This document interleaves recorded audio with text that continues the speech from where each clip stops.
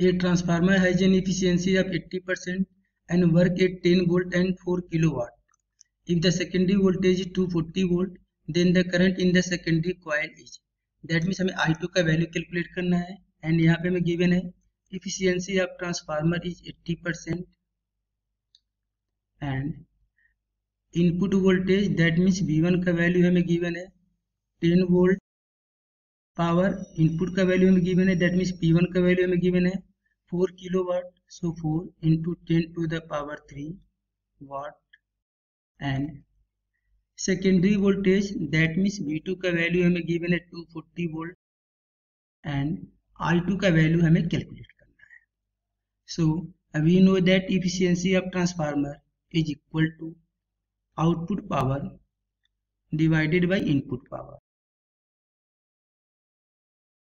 And we know that power P is equal to I into V.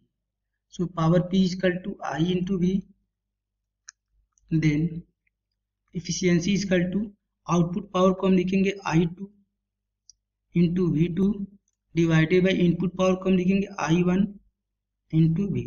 So efficiency का value हमें given है 80%. So 80 divided by 100 is equal to I2 का value हमें calculate करना है and V2 का value हमें given है 240 divided by I1 V1 means input power and input power का वैल्यू हमें गिवन है 4 किलोवाट.